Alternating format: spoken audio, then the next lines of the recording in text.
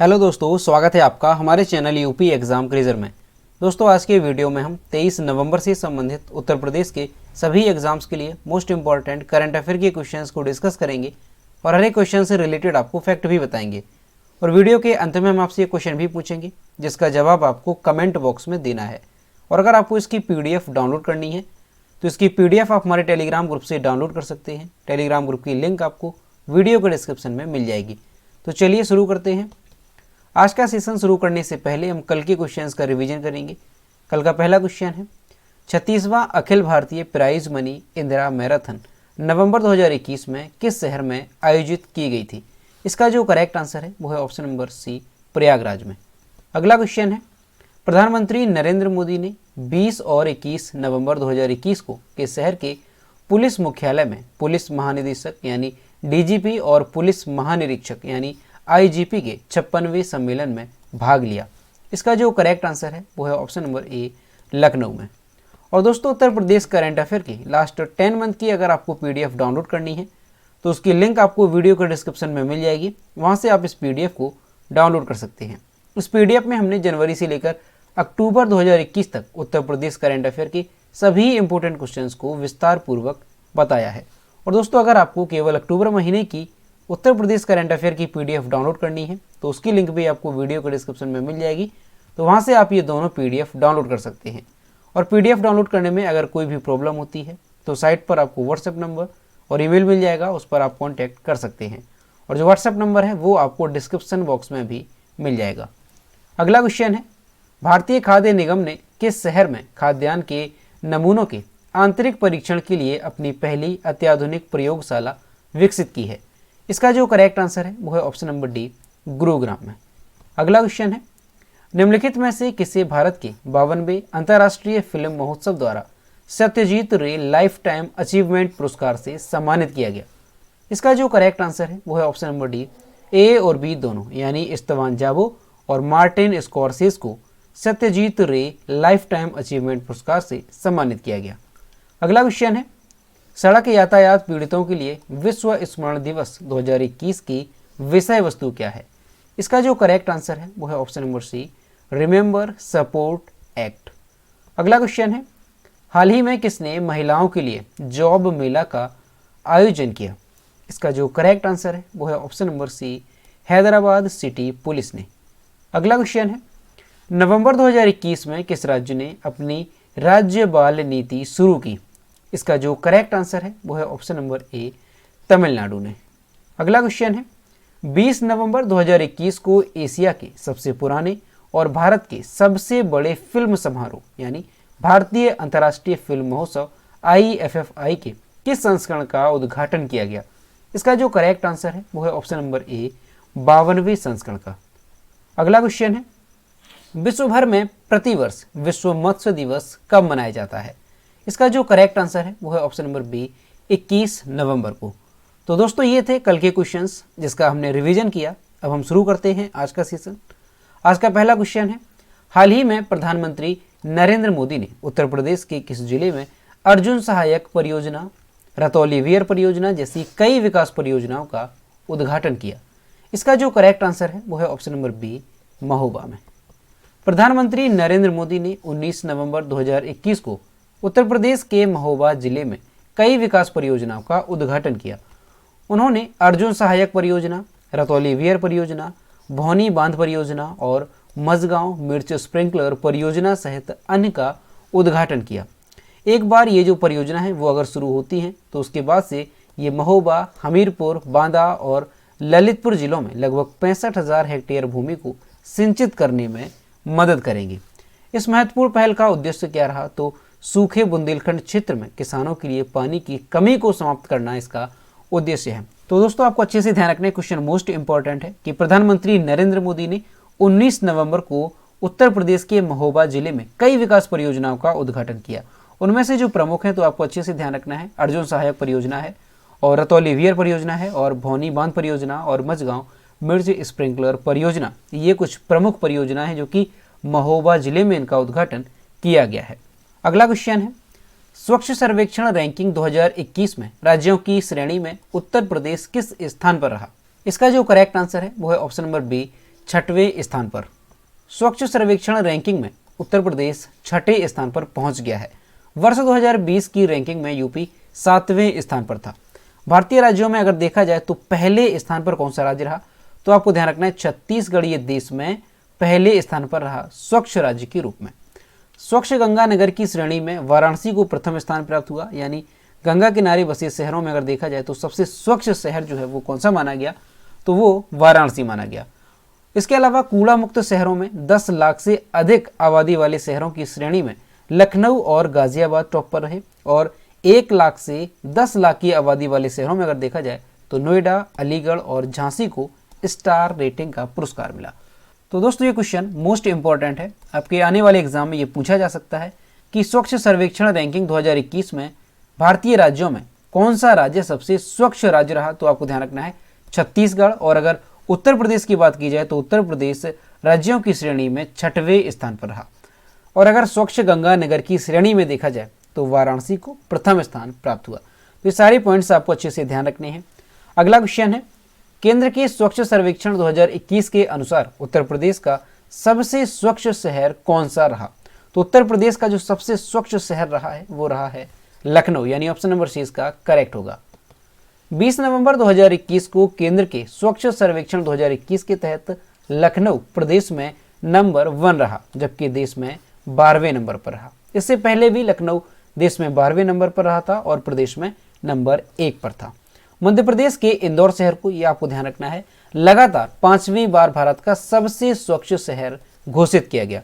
दूसरे नंबर पर कौन सा शहर रहा, तो ध्यान रखना है सूरत, जो कि गुजरात में है, और तीसरे नंबर पर रहा है विजयवाड़ा, जो कि आंध्र प्रदेश में है। राजधानी लखनऊ को best state capital in citizen feedback का भी पुरस्कार मिला है। और इसके अलावा आपको ध्यान रखना है जो नोएडा है उसे मध्यम श्रेणी में, यानी 3 से 10 लाख वाली आबादी के शहरों में अगर देखा जाए तो इसे भारत का सबसे स्वच्छ शहर घोषित किया गया। तो दोस्तों क्वेश्चन भी मोस्ट इंपॉर्टेंट है, आपको अच्छे से ध्यान रखना है कि भारत का सबसे स्वच्छ शहर जो है वो किसे चुना गया, तो ध्यान रखना है मध्य प्रदेश का इंदौर, ये भारत का सबसे स्वच्छ शहर चुना गया है लगातार 5वीं बार।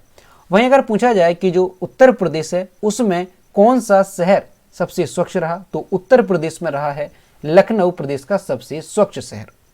और इसके अलावा आपको ध्यान रखना है कि अगर देश में पूछा जाए तो जो लखनऊ है उसकी रैंकिंग देश में 12वें नंबर पर रही। और दोस्तों देश में दूसरे नंबर पर सबसे स्वच्छ शहर कौन सा रहा, तो आपको ध्यान रखना है सूरत, ये दूसरे नंबर पर रहा है, और जो विजयवाड़ा ये तीसरे नंबर पर रहा है पूरे देश में स्वच्छ शहर।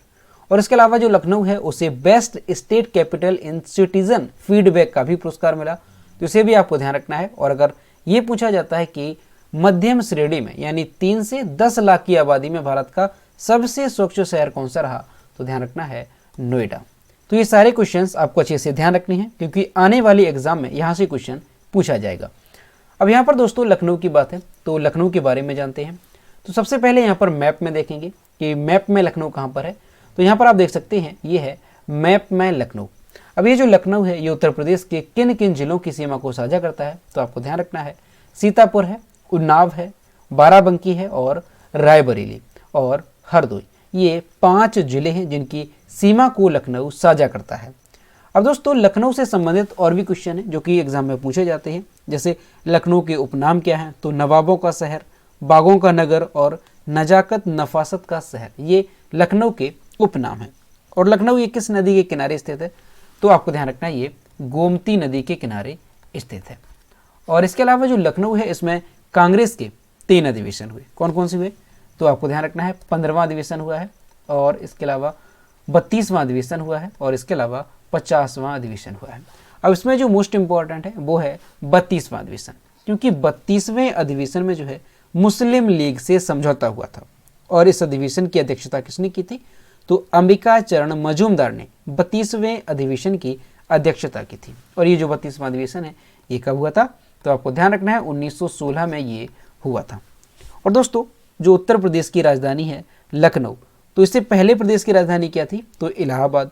तो इलाहाबाद से बदलकर के प्रदेश की राजधानी लखनऊ कब की गई, तो आपको ध्यान रखना है 1921 में।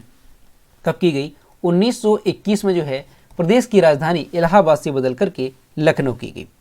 और दोस्तों लखनऊ का एक जिला एक उत्पाद क्या है, तो ध्यान रखना है चिकनकारी एवं जरी जरदोजी लखनऊ का एक जिला एक उत्पाद है।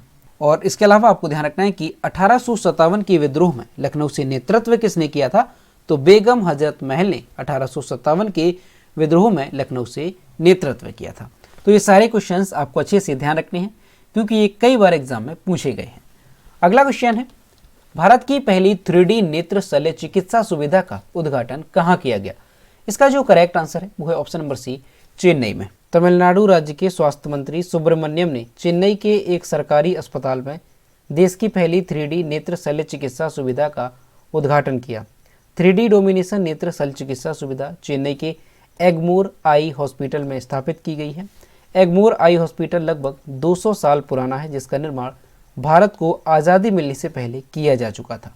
तो दोस्तों आपको ध्यान रखना है कि देश की पहली 3D नेत्र शल्य चिकित्सा सुविधा का उद्घाटन कहाँ पर किया गया है, तो ध्यान रखना है तमिलनाडु के चेन्नई में इसका उद्घाटन किया गया है। किस हॉस्पिटल में, तो एगमोर आई हॉस्पिटल में इसका उद्घाटन किया गया है। अगला क्वेश्चन है, भारतीय सेना में ग्रुप कैप्टन अभिनंदन वर्धमान को निम्न में से किस पुरस्कार से सम्मानित किया गया। इसका जो करेक्ट आंसर है वो है ऑप्शन नंबर सी, वीर चक्र से।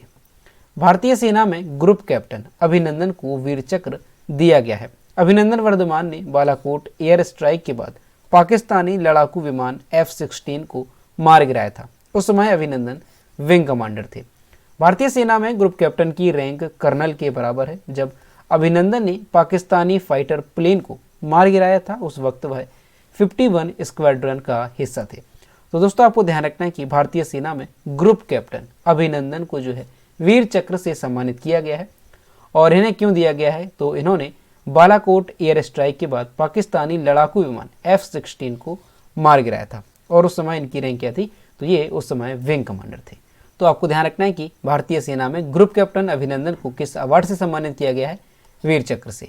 अगला क्वेश्चन है, हाल ही में बैडमिंटन विश्व महासंघ ने किसे लाइफ टाइम अचीवमेंट पुरस्कार से सम्मानित किया है।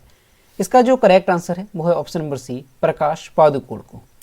भारत के दिग्गज बैडमिंटन खिलाड़ी प्रकाश पादुकोण को बैडमिंटन विश्व महासंघ यानी BWF ने इस साल लाइफ टाइम अचीवमेंट पुरस्कार के लिए चुना है।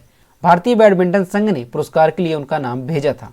दुनिया के पूर्व नंबर 1 खिलाड़ी और विश्व चैंपियनशिप में पदक जीतने वाले पहले भारतीय पादुकोण को 2018 में BAI यानी भारतीय बैडमिंटन संघ का लाइफ टाइम अचीवमेंट पुरस्कार दिया गया था। भारतीय बैडमिंटन संघ लंबे समय से प्रकाश पादुकोण को इस सम्मान देने के लिए मांग करता रहा है। तो दोस्तों आपको ध्यान रखना है कि भारत के दिग्गज बैडमिंटन खिलाड़ी प्रकाश पादुकोण को बैडमिंटन विश्व महासंघ ने इस साल लाइफ टाइम अचीवमेंट पुरस्कार के लिए चुना है। अगला क्वेश्चन है, हाल ही में कौन अपने पहले उपन्यास लाल सलाम से लेखिका बनी है। इसका जो करेक्ट आंसर है वो है option number D, Smriti Zubin Irani. केंद्रीय मंत्री स्मृति जुबिन ईरानी अपने पहले उपन्यास लाल सलाम से लेखिका बन गई हैं। अप्रैल 2010 में दंतेवाड़ा में 76 CRPF कर्मियों की दुखद हत्याओं से प्रेरित उपन्यास उन असाधारण पुरुषों और महिलाओं को श्रद्धांजलि है जिन्होंने देश को जीवन भर सेवा दी है। पुस्तक 29 नवंबर 2021 को बाजार में आएगी। लाल सलाम एक युवा अधिकारी विक्रम प्रताप सिंह की कहानी है। तो दोस्तों ये क्वेश्चन भी मोस्ट इंपॉर्टेंट है, इसे भी आपको अच्छे से ध्यान रखना है कि जो केंद्रीय मंत्री हैं स्मृति जुबिन ईरानी ये लेखिका बन गई हैं और इनका जो पहला उपन्यास है वो कौन सा रहा, तो ध्यान रखना है लाल सलाम ये इनका पहला उपन्यास है। और ये जो लाल सलाम उपन्यास है इसमें किसकी कहानी है, तो आपको ध्यान रखना है कि युवा अधिकारी विक्रम प्रताप सिंह की इसमें कहानी है। अगला क्वेश्चन है, किस देश ने एंटी सैटेलाइट मिसाइल DA-ASAT का सफल परीक्षण किया। इसका जो करेक्ट आंसर है वो है ऑप्शन नंबर डी, रूस ने। यूनाइटेड स्टेट स्पेस कमांड ने रूस द्वारा विकसित किए गए एंटी सैटेलाइट मिसाइल DA-ASAT का सफल परीक्षण की पुष्टि की। रूस द्वारा विकसित यह एंटी सैटेलाइट मिसाइल सिस्टम लो अर्थ ऑर्बिट को नष्ट करने में सक्षम है। वर्तमान में अमेरिका और रूस, people public of China, Bharat और इजराइल एंटी सैटेलाइट मिसाइल प्रणाली पर काम कर रहे हैं। तो दोस्तों आपको ध्यान रखना है कि रूस द्वारा जो है एक एंटी सैटेलाइट मिसाइल DA-ASAT का सफल परीक्षण किया गया और इसकी पुष्टि किसने की है, तो यूनाइटेड स्टेट स्पेस कमांड ने इसकी पुष्टि की है। और ये जो मिसाइल सिस्टम है ये लो अर्थ ऑर्बिट को नष्ट करने में सक्षम है। तो आपको ध्यान रखना है कि इसका परीक्षण किसने किया है, तो रूस ने इसका परीक्षण किया है। अगला क्वेश्चन है, भारत ने किस शहर में आयोजित एशियाई तीरंदाजी चैंपियनशिप 2021 में कुल 7 पदक जीते हैं? इसका जो करेक्ट आंसर है वो है ऑप्शन नंबर बी, ढाका में। ढाका में आयोजित एशियाई तीरंदाजी चैंपियनशिप 2021 में भारत ने कुल 7 पदक जीते। चैंपियनशिप के अंतिम दिन भारत की रिकर्व तीरंदाजी टीमों ने 2 रजत पदक और 1 कांस्य पदक जोड़ा। और भारत ने कुल कौन कौन से पदक जीते, तो आपको ध्यान रखना है 7 पदकों में 1 स्वर्ण पदक है, 4 रजत पदक हैं और 2 कांस्य पदक हैं। भारत की रिकर्व महिला और पुरुष टीमों ने 19 नवंबर 2021 को रजत पदक जीता। तो दोस्तों आपको ध्यान रखना है कि ढाका में जो आयोजित की गई थी एशियाई तीरंदाजी चैंपियनशिप 2021, उसमें भारत ने कुल 7 पदक जीते हैं। अगला क्वेश्चन है, केंद्रीय जांच ब्यूरो के नए संयुक्त निर्देशक पद पर किसे नियुक्त किया गया? इसका जो करेक्ट आंसर है वो है ऑप्शन नंबर डी, उपरोक्त सभी, यानी विद्या जयंत कुलकर्णी, नवल बजाज और घनश्याम उपाध्यक्ष को केंद्रीय जांच ब्यूरो के संयुक्त निदेशक के पद पर नियुक्त किया गया। केंद्रीय जांच ब्यूरो के नए संयुक्त निदेशक पद पर विद्या जयंत कुलकर्णी, घनश्याम उपाध्यक्ष और नवल बजाज को नियुक्त किया गया। तमिलनाडु कैडर के 1988 बैच के आईपीएस अधिकारी कुलकर्णी को अगले 5 सालों के लिए प्रति नियुक्ति के आधार पर सीबीआई का निर्देशक चुना गया है। नवल बजाज 1995 बैच के महाराष्ट्र कैडर के अधिकारी हैं, जबकि घनश्याम ओडिशा कैडर के 1999 बैच के आईपीएस अधिकारी हैं। तो दोस्तों आपको ध्यान रखना है कि सीबीआई के संयुक्त निदेशक के पद पर किसे नियुक्त किया गया है, तो ध्यान रखना है विद्या जयंत कुलकर्णी, घनश्याम उपाध्यक्ष और नवल बजाज को। तो दोस्तों ये थे 23 नवंबर से संबंधित उत्तर प्रदेश के सभी एग्जाम्स के लिए मोस्ट इंपॉर्टेंट करंट अफेयर के क्वेश्चन जो कि हमने डिस्कस किए। अब हम देखते हैं कल के वीडियो का क्वेश्चन जो हमने आपसे पूछा था। तो यह है कल के वीडियो का क्वेश्चन जो हमने आपसे पूछा था, किस राज्य के आदिवासी जिले डांग को नवंबर 2021 में 100% जैविक कृषि जिला घोषित किया गया? इसका जो करेक्ट आंसर था वो ऑप्शन नंबर सी था, गुजरात। और लगभग सभी स्टूडेंट्स ने इसके सही जवाब किए। और मैं आपसे हर रोज कहता हूं कि जो भी क्वेश्चन आपसे पूछा जाए तो सभी लोग उसका आंसर जरूर किया करो। तो ये है आज का क्वेश्चन, प्रधानमंत्री नरेंद्र मोदी ने नवंबर 2021 में भारतीय वायुसेना को पहला लाइट कॉम्बैट हेलीकॉप्टर LCH किस राज्य में सौंपा? ऑप्शन नंबर ए है राजस्थान, बी है उत्तर प्रदेश, सी है हरियाणा और डी है पंजाब। तो इसका जो भी करेक्ट आंसर है वो आपको कमेंट बॉक्स में बताना है। तो दोस्तों अगर आपको आज का वीडियो पसंद आया हो तो वीडियो को लाइक करें, शेयर करें और अगर आप अभी तक हमारे चैनल पर नए हैं तो चैनल को सब्सक्राइब करना ना भूलें। साथ ही बेल आइकन को भी प्रेस करें ताकि टाइम टू टाइम नोटिफिकेशन आप तक पहुंचता रहे। तो मिलते हैं नेक्स्ट वीडियो में। Thank you.